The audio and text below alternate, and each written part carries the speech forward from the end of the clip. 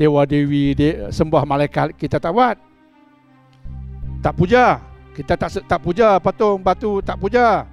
Kami tak puja patung batu. Kami puja kubur aja. Hamka kata, dan juga ayat ini memberi peringatan bahawa tidak boleh menyembah benda, berhala, kayu, batu ataupun kuburan, tempat berkuburnya orang yang kita anggap wali atau keramat. Tak.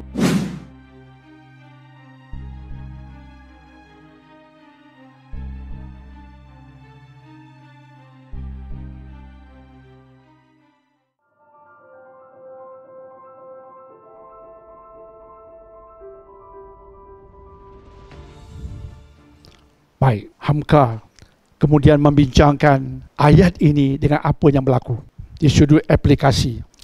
Ayat ini pokok pegangan umat yang benar-benar hendak menegakkan tauhid, yang betul-betul nak menegakkan faith, the Islamic faith, yang betul-betul nak menegakkan tauhid. Ayat ini pokok pegangan. Nampak macam simple kan? Tapi kata Hamka jangan main, ayat ini pokok pegangan. Sebab itu ayat ini bukan hanya sekadar untuk peringatan pada Quraisy musyrik di Mekah, not just for them. Ya, Allah tegur musyrik di Mekah di Mekah yang menyembah patung berhala. Tapi kata Hamka bukan sekadar untuk mereka, tetapi ajarannya sampai ke hari kiamat.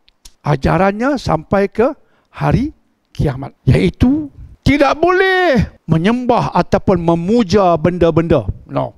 Sekarang aplikasinya tidak boleh menyembah ataupun memuja benda-benda. Apa benda lah? Tak boleh memuja, menyembah benda-benda. Baik benda itu manusia, baik benda itu malaikat, atau berhala, atau kayu, atau batu, atau kuburan, tempat dikuburkan wali atau keramat.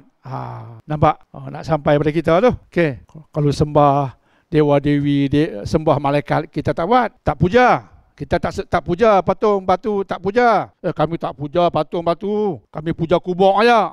Hamka kata, dan juga ayat ini memberi peringatan bahawa tidak boleh menyembah benda, berhala, kayu, batu ataupun kuburan, tempat berkuburnya orang yang kita anggap wali atau keramat. Tak boleh. Bukan tempat pemujaan. Dalam ni ada wali besar, wali kutub. Dia wali kutub. Jadi kita puja kubur wali kutub. Bukan sebarangan, cikgu. Wali kutub. Nampak? Dia mungkin wali Allah, Masya Allah. Yang tu kita tak pertikaikan. Dia beramal, dia bertakwa, dia wali Allah. Allah sayang kepadanya. Tapi kita yang teruk pergi puja kubur dia. Dia no problem. Kita ada problem. Okey. Ni bab puja kubur. Cikgu pernah jumpa orang puja kubur wali? Tak pernah? Saya pernah masuk tarekat ni.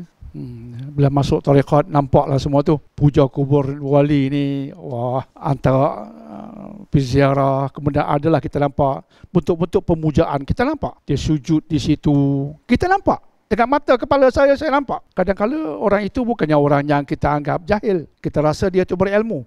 Tapi sebab kekaguman pada wali itu menyebabkan dia pergi kubur, dia sujud, minta macam-macam. Hamka fokus ke situ. Rupanya di Indonesia pun begitu juga. Bukan semua begitu, tapi ada juga begitu. Macam di Malaysia, bukan semua begitu, tapi ada yang begitu. Kata Hamka, kita dianjurkan untuk ziarah kubur. Dia betulkan balik kefahaman. Kita dianjurkan Nabi SAW untuk ziarah kubur. Tapi bukan ziarah kuburan tertentu saja. Ziarah kubur bukan pilih kubur ini, tidak kubur itu. Dia bukan kuburan tertentu saja.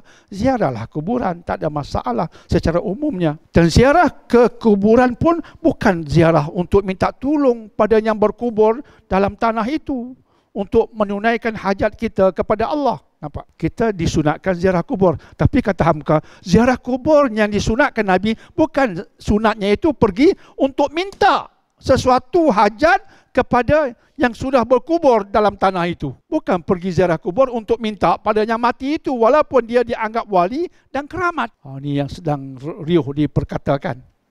Kita baca apa Hamka kata.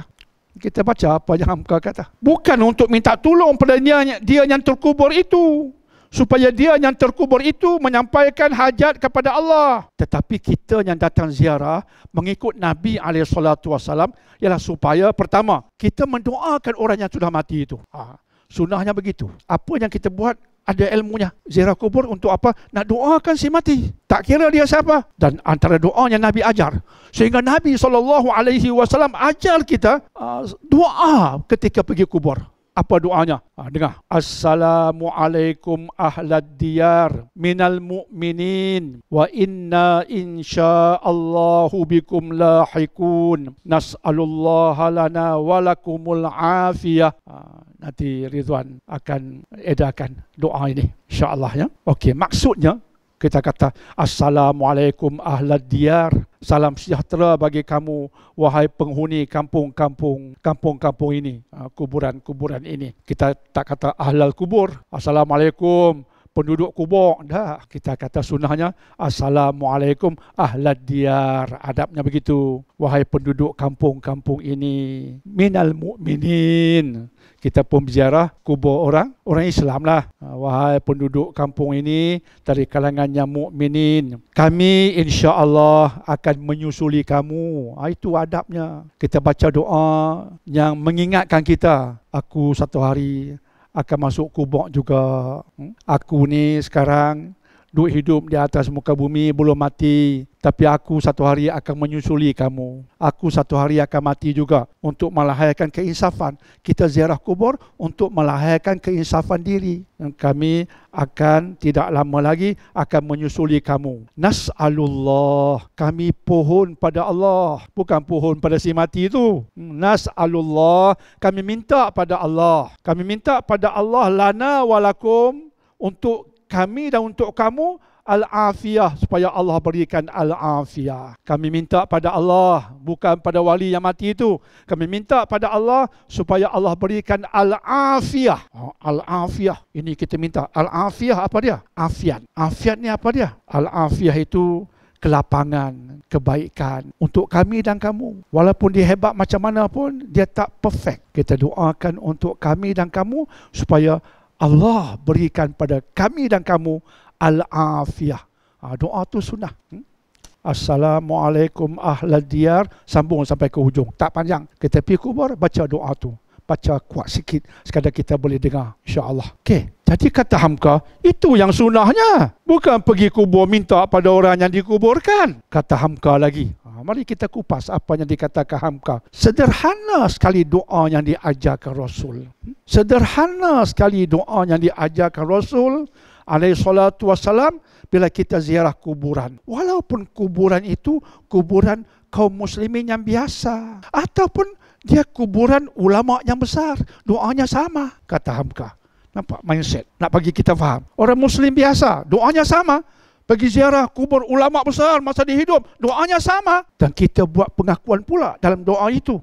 Kita akan menyusuli mereka. Datang masanya kita akan mati.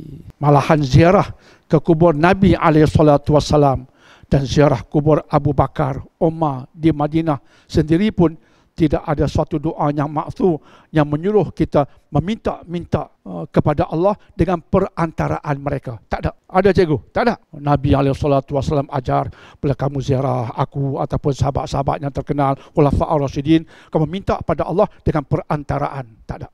Tapi kamu baca doa ni. Kata Hamka, sederhana sekali doa yang Nabi ajar. Cantik. Akidahnya mantap. Penutup. Perhatikanlah orang-orang yang datang ziarah ke kuburan yang nak dipuja orang mati yang dianggap wali keramat itu, kadang-kadang lebih khusyuk dia minta hajatnya ketika dikubur berbanding khusyuk ketika semayang 5 waktu. Bila kejahilan berleluasa, dia pergi kubur wali, minta pada wali jadi perantara, lebih khusyuk daripada khusyuk dalam solat.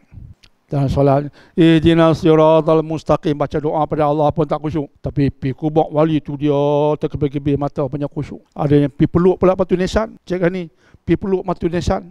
Saya pergi ziarah di satu tempat lah, tak mau cerita lah. Wali, doktor jom kami bawa doktor ziarah kubur wali. Wali apa ni? Wali, okey. Kita kenal lah sejarah dia. Masya Allah. Pergi ziarah. Sampai-sampai orang dah ramai lah. Ada yang duduk pegang kain putih, duduk peluk Batu Nisan. Allah, semaknya dah ada. Akhirnya saya kata, saya tak mau mendekati. Cukuplah saya duduk jauh sedikit. Kita baca doa dan kita doa pada Allah untuk kebaikan dia dan kita. InsyaAllah. Tak mahu saya semak dah ada tengok perangai-perangai depan saya ni. Jom kita balik, jom kita balik. Cukuplah. Ziarah saya cukuplah.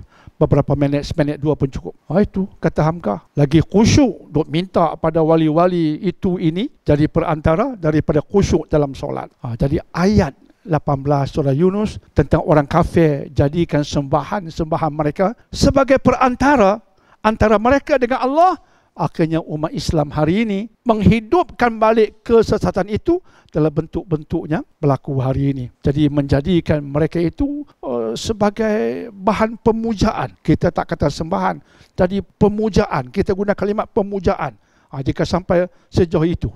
Tapi tawasul dalam bentuk dengan keberkatan orang-orang yang soleh, itu lain. Kan? Kita doa di sini dengan keberkatan orang-orang yang soleh, itu ada perbincangan. Ataupun kita berdoa dengan tawasul dengan berkat amal-amal soleh, itu ada nas, itu lain. Tapi pergi dalam bentuk pemujaan dan sebagainya, ada unsur pemujaan. Jadi bila sampai kepada pemujaan, itu yang Hamka komen. Jangan sampai kita hulu, telajak dan boleh sesat. Sejauh itu sehingga lahir pemujaan terhadap orang yang sudah dikuburkan itu. Maka sunnah Nabi bagaimana untuk selamat? Cantik kata Hamka. Sederhana sekali ajaran Nabi dengan doanya. Tak disuruh pergi kubur walaupun orang alim, walaupun sahabat Nabi untuk memuja mereka. Tak ada. Doa untuk mereka. Ya. Dan doa untuk kita. Berikan keinsafan pada kita dengan mengatakan kami akan menyusuli supaya kita insaf. Balik taklah tergedik-gedik sangat. Itu semua ada kebaikannya. Sederhana sekali ajaran Nabi kata Hamka. Masya Allah. Clear?